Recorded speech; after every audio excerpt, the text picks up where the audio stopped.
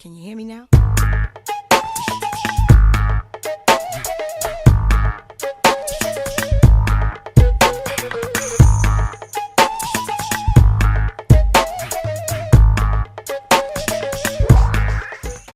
Can you hear me now? Can you hear me now?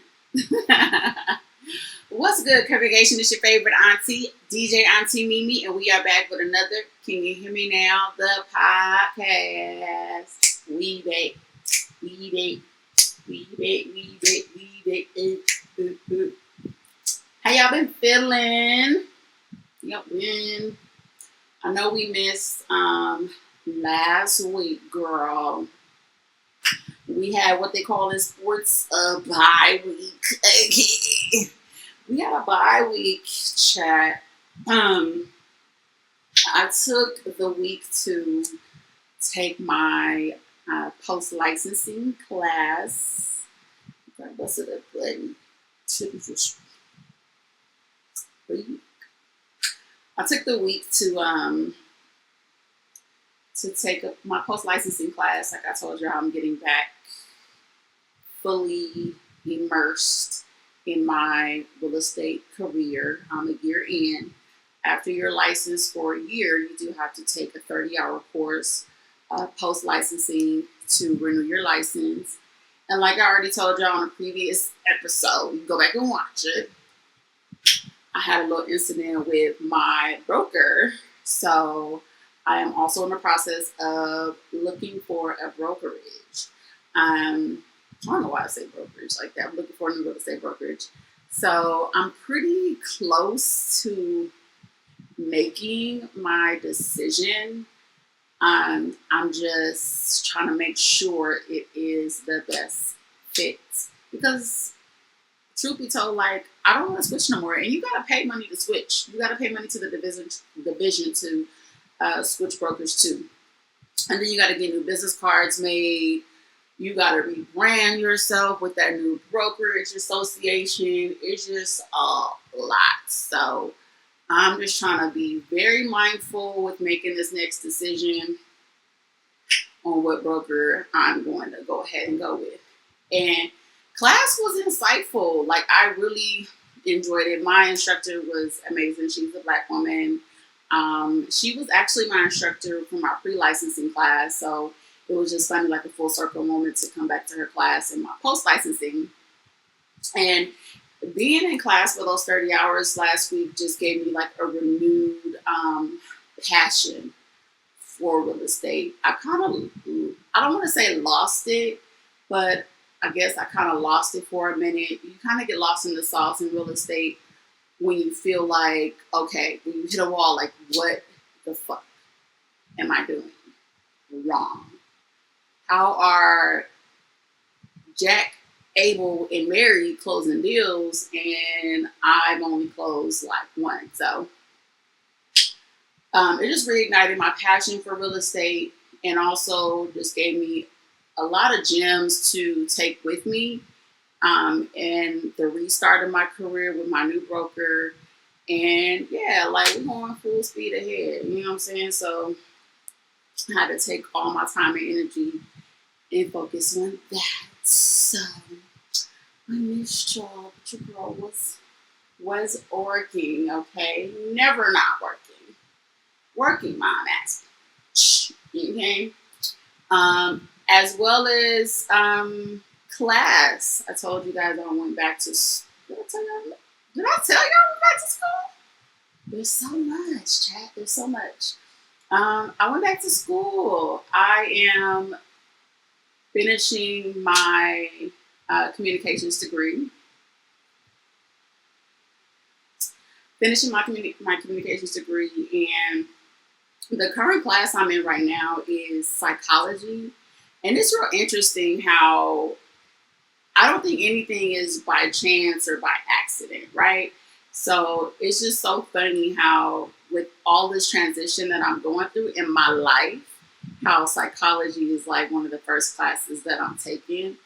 And as I'm navigating through re-entering and this cycle of life, I'm in psychology that's making me reflect on my decisions that I'm making and making me pay attention to um, time management, stress, um, what else? Just motivation, like like it's just so crazy. Like it's just so like divinely aligned with how like everything is just kind of going with so yeah.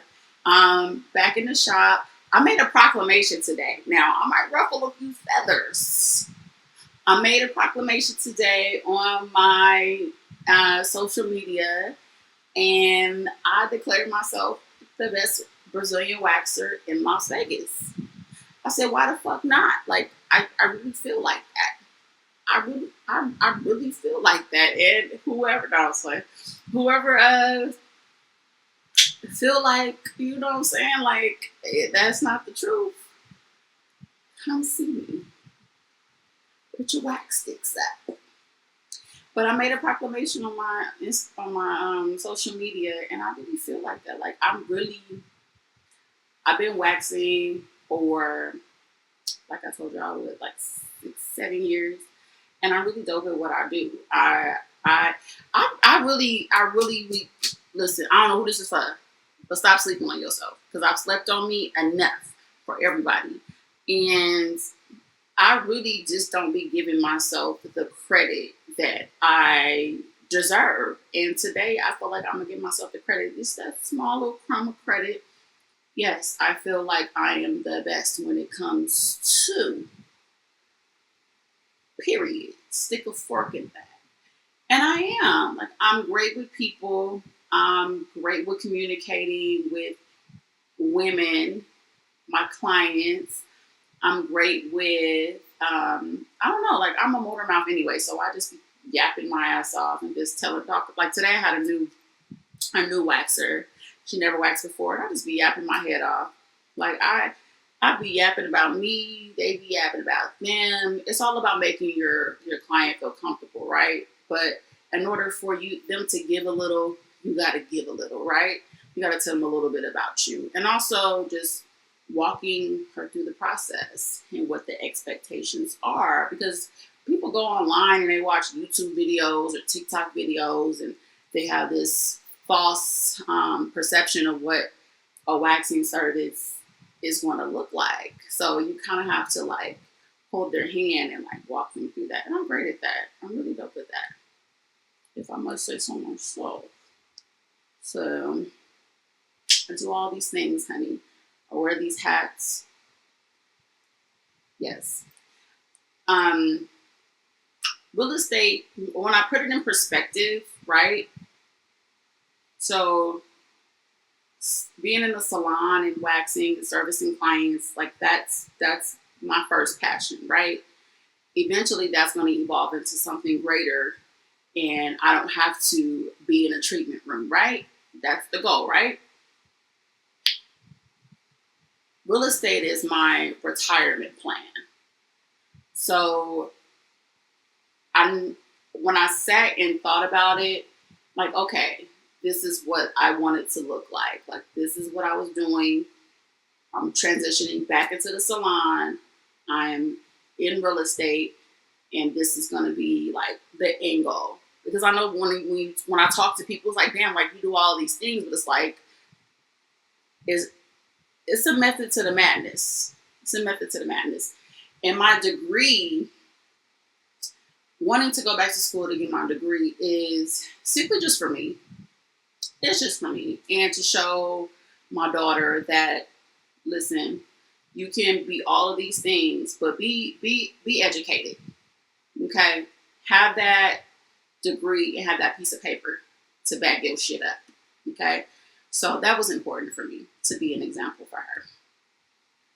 You know, mommyhood.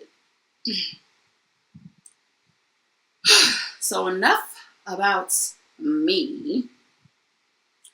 So we're just a little bit delayed on everything because, like I said, we had a bye week last week.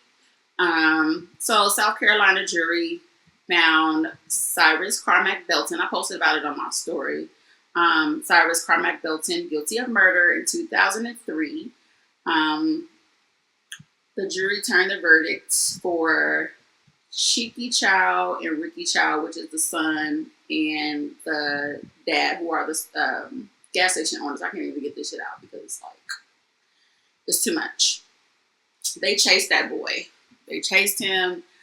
Not only did the dad and the son chase him, the mama chased him too. They accused him of taking a water bottle, chased him down and shot him in cold blood. And of course, this is America, a not guilty verdict. And like I said, and I'm going to continue to say it, everything is spiritual, y'all. Of course, I'm pissed. I am pissed. It was like another one. You know what I'm saying? Like, why must we have to go through this? If he stole a water bottle that was worth his life, like, America has shown us time and time again, they don't give a fuck about us. And we are tired. And it's interesting. Like I said, everything is spiritual. So it's a reason, unfortunately, why on a spiritual level, why we are going through this. And 3 years later, I know trials, can't even talk, trials take a while. But it's just real, like, it just feels real intentional. Real intentional. And then for the Asian Americans to get their ass on social media and say, pop it, and say, hey, we'll stop going to our beauty supplies. You guys can't do shit without us. Go stop going to our beauty supplies. Stop going to our gas stations, our liquor stores, our, what the fuck else? Nail shops, our restaurants. Y'all know how bad I want some sushi. I have to have my little sushi fix met every week, but I am holding the fuck out. And I'm holding out on going to a nail shop that is Asian owned. My nail people cool as shit. I can't do it. And I love how my people are not rioting. They're trying to start a race war. Like, I hope y'all understand that. They're trying to start a race war. And instead of us going into the streets, looting, even though they fucked that gas station up. Good. But that ain't enough. We are, let's call them on a bluff. My feet crusty in a bitch. I got the stuff sitting in my Amazon cart, just contemplating, like, do I really want to do my toes myself? I'm either going to do that, or I found a Black-owned nail salon not too far from me, and they take walk-ins, because that be the thing. Nail techs. Y'all don't be taking walk-ins, and y'all don't be fucking with feet sometimes, okay? So that be the trickery and all that. So I found a Black-owned nail salon that not only does pedicures, with the pedicure chair, they take walk-ins. So when I have a minute, I may go fuck with them. Or I'm going to do my own pedicures at home. I just haven't fully decided yet, but I know for a fucking fact, I'm not taking my Black ass into a Asian-owned nail salon. No ma'am, no ham, no burger. Okay? I'm not going to do it. We have to start, and I'm starting with me, be very intentional about our Black dollar. Because I know my money spent good. I spend it, I tip, I come faithfully, I'm loyal. So if y'all say y'all don't give a fuck about my Black life, then you don't need to give a fuck about my Black dollar. And that's on period. Not only that, like I said, like this shit is. I hope we paying attention, y'all. I hope our thinking caps are on, and we're looking at this shit from a spiritual standpoint. His attorney was black. The defense attorney was black, and he has an Asian wife. This shit is very intentional and orchestrated and performative. Please don't. Let's not fall for the propaganda. Let's not fall into what they want us to do, which is act a motherfucking fool so they could shoot more of us dead in the street, right? I'm putting like a bitch. Hey, hey. On top of that, a Texas jury convicted 19-year-old Carmelo Anthony of murder for a fatal stabbing of 17-year-old Austin Metcalf at a high school track meet in Frisco, Texas, and they sentenced him to 35 years in state prison. This happened, what, a week directly after Cyrus? Like, come on now. Come on now. We so tired of being beat up. It don't even make no sense. We're tired. We are fucking tired. But what can we do besides continue to raise awareness on our platforms, continue to educate our kids on how to conduct themselves with the whites? I don't know. I guess that's a question that's going to be a continued conversation, right? I think I seen Cardi B said that she told her son, don't even have any altercations with white people. And yeah, yeah. It's just interesting how when we get a little bit of money, we meaning black folk, we get a little bit of money on, and we run to the suburbs. Excuse me. We run to the suburbs. I got my money. I was gone, and we pride ourselves on putting our children in predominantly white schools and predominantly white environments. And that leaves them vulnerable to bullying, to discrimination, racism. And I really hate that for us black people. I really hate that when I get something, I'm going to the suburbs and my kids going to private school. I really hate that.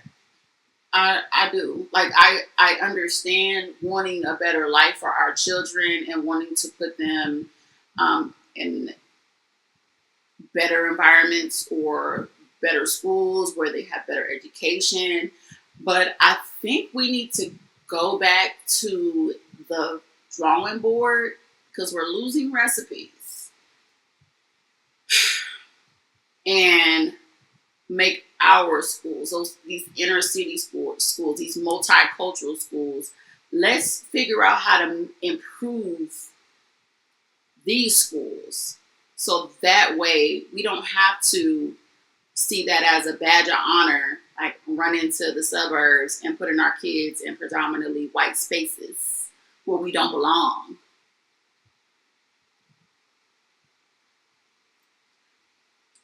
I never want Callie to go to a predominantly white school. But that's just me. I never wanted to live in a predominantly white neighborhood.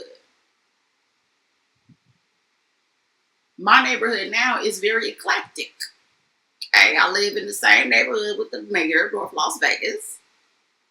I got a few J houses around the corner because around the corner is the west side. I have working class, Hispanics, black people all on my same block. Everybody drives a nice car. Well, mostly everybody. You're gonna have those houses where it's like, damn, bringing down the property value. But other than that, I just never wanted to like live in a predominantly white environment.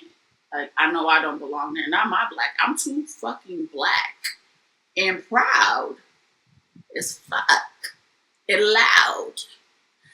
That's exactly why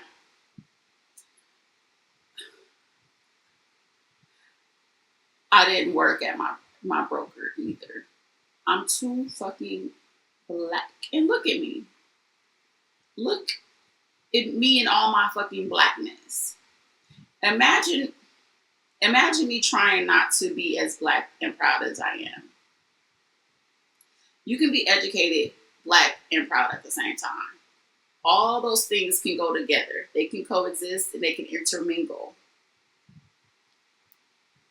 I had to learn that.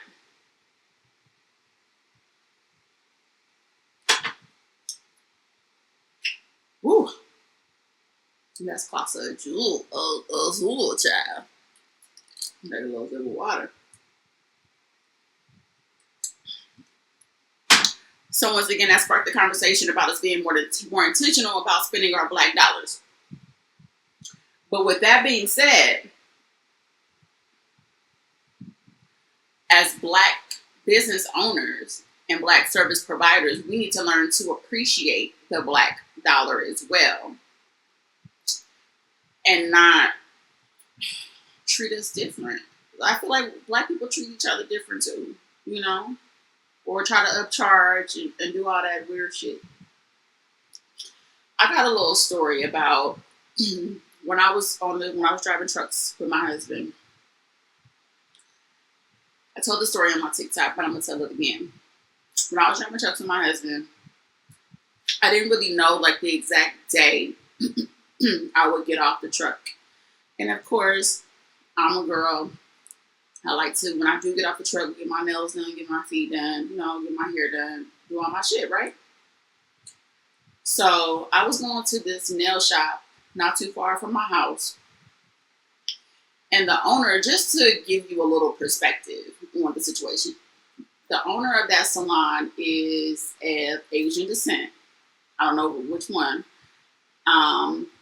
Hella tatted up. Plays R&B music, which was great. Like, it's great, good vibe, so I thought. And we'll go to the nail shop and get my nails done. So I became a regular at this nail shop. It got to a point where the owner was doing my nails, and then he wasn't able to do my nails at like one of my appointments. So he was like, "Yeah, I'm gonna get one of my technicians to do your nails." I'm like, "Okay, cool. You gonna do them how you do them?" All right, cool. So I went to this other technician who was a guy, and I mean, he did an all right job. It wasn't the best, but it wasn't the worst, So I went and he did my nails, and then maybe like 2 weeks later, I got off the truck again. I called and I'm like, "Hey, can I make an appointment? Or can I come in like 15 minutes?" It was like, "Yeah." I'm like, "Oh, this is Mimi." It was like, "Okay, cool. Come on, Mimi." So I go to give me something to eat, come into the shop, and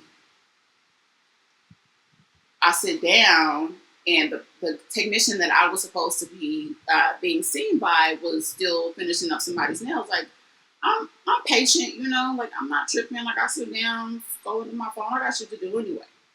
So the owner looks up and he's like, "Oh, Mimi, you gotta come back. He can't do your nail right now. You can't do your nail right now." I'm like, "Okay, that's fine, but you know what I'm saying? Like, I just called and you said, come on in." So he's like, "Yeah, like he can't do your nail right now. Like, just kind of like brushing me off." And so I'm like, "Okay, well, shit, who can do my nails? Like, I'm on a 36-hour reset, bro. Like, I need somebody to do my nails." So he like, "Oh, he's the only one that can do your nails." I'm like,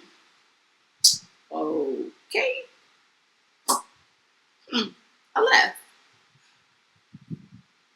I had to like sit in my car to figure out exactly what the fuck just happened.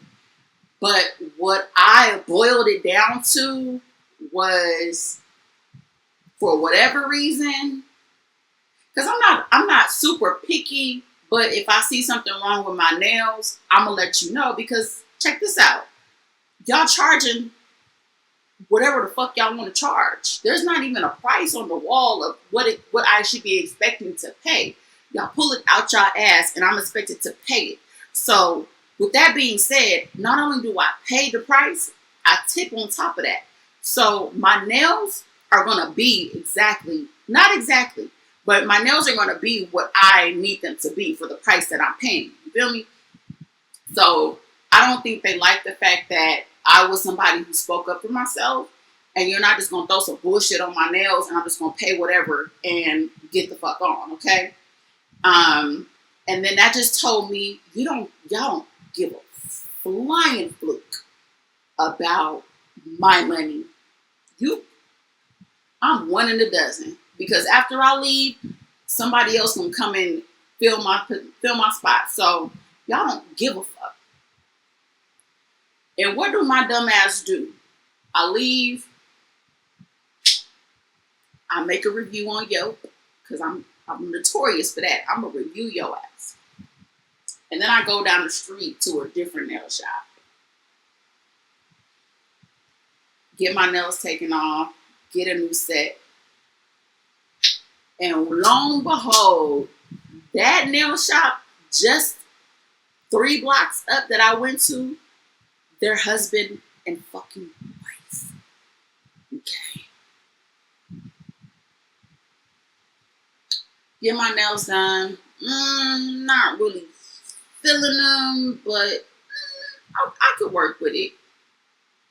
I think I went back maybe like 2 to 3 weeks after that, and y'all bear with me, my memory is kind of blurry, but I think I ended up getting into it with either the owner or one of the technicians, like about my nails or something like that, because she was like trying to catch an attitude or something. And then after that, I was like, I'm really cool on getting my nails done at these chop shops, because y'all want to wear the fake designer and be tatted and play the R&B music and attract our demographic and we're the ones that's keeping you in business, but then you want to treat us like shit because somebody else gonna come anyway and walk in here, and we don't give a fuck about your money. Dismiss. Next. So yeah, child, they don't give a fuck about our money. We're a dime a dozen, but if we stand one band, one sound, bitch, the whole industry gonna hurt, right? Sometimes I just be talking. All right, so Big Tigger's wife, Alicia Brown, posted a video, knotted up, bruised up, all type of shit. She was emotional. Then she deleted the social media video. She pretty much insinuated that y'all know who did it. Tigger know who did it. Somebody beat me up.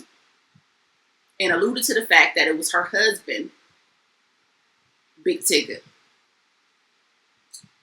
Big Tigger then went to social media and categorically denied the allegations. She also accused him of like having an affair with his coworker. Tigger never said he denied it, but he denied the claims. But I don't think he ever said like I did not hit her. That's why I don't be paying attention. Like I do this, I paid attention to it because I know it's a story that, you know, is circling around and I need to talk about it from a journalist standpoint. But like in my real life, like I really scroll past this type of shit because What you telling us for? You want us to call the police? I don't condone domestic violence in no way, shape, or form.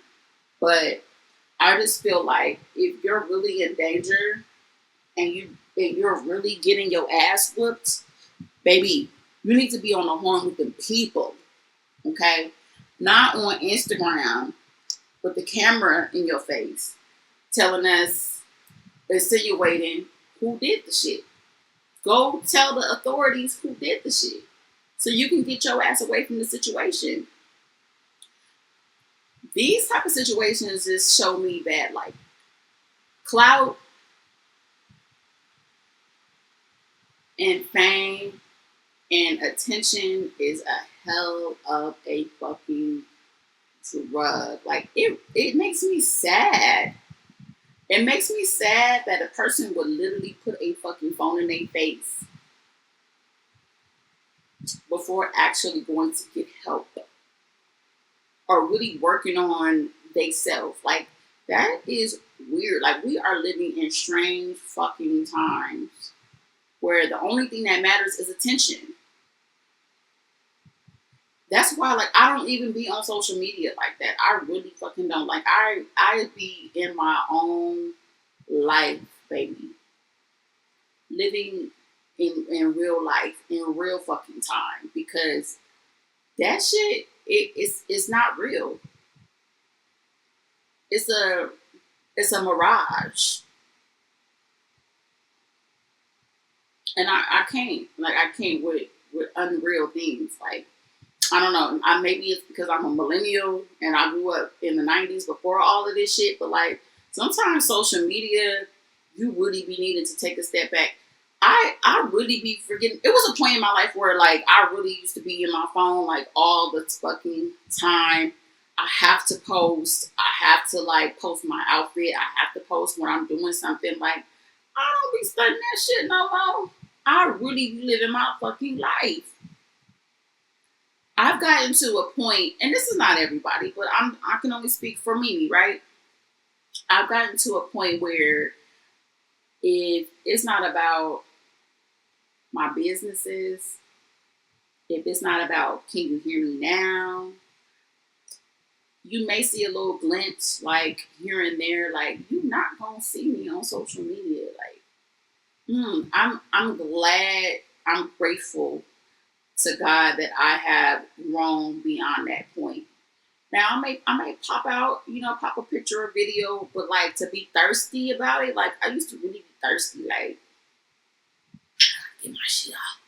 Let me get my pic. Let me get my make sure I'm out. Make sure you see me. I don't be on that shit no more.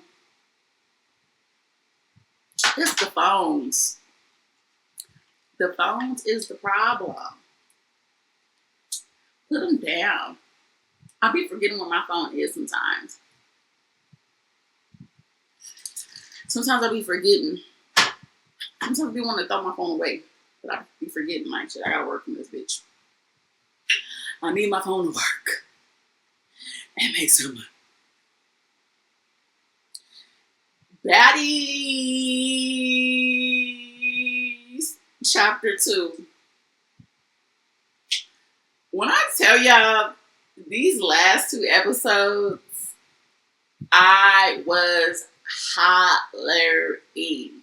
The episode before last week, or this past week, Dolly is funny as shit. Okay? She got beat down by Ivory. But baby, Dolly is funny as fuck. Fuck Dolly. Okay? This last episode, Amber girl. I know a smoker when I see one. The walk, the square up, the jog, the run. Bitch, you are a J. Put it down.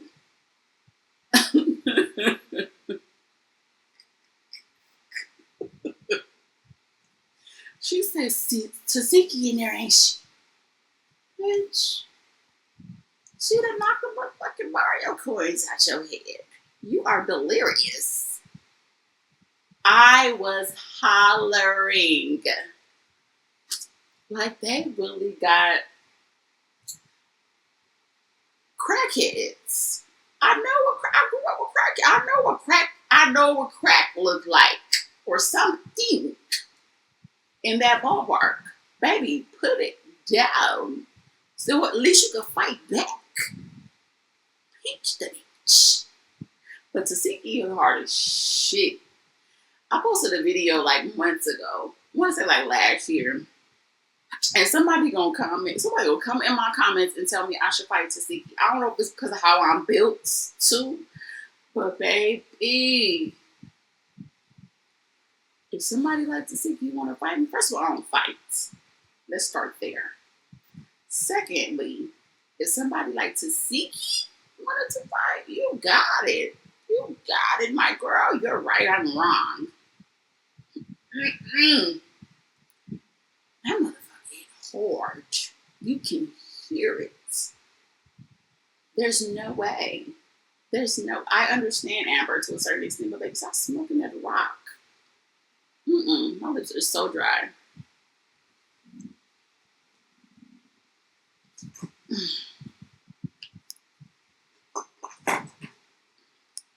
Keep on.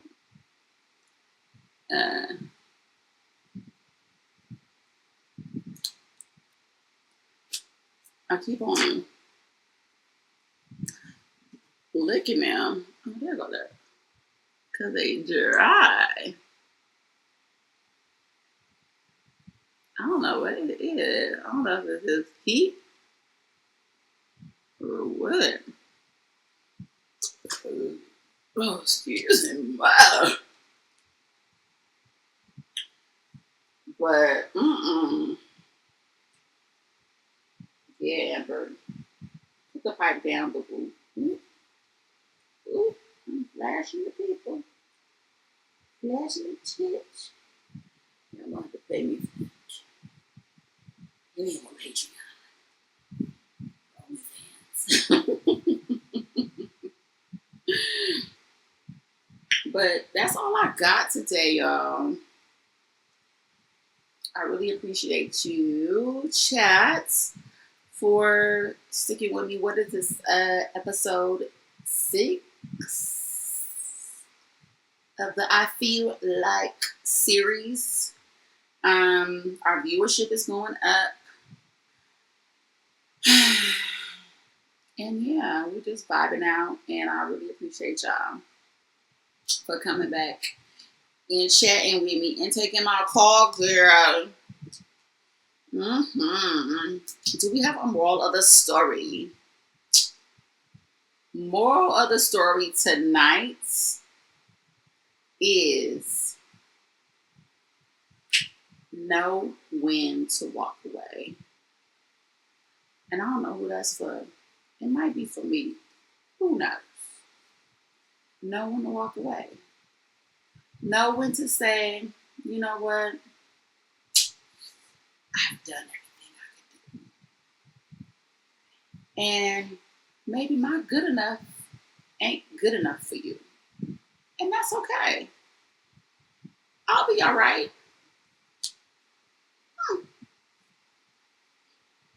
Well, thank you for tuning into this week's episode of Can You Hear Me Now, the podcast.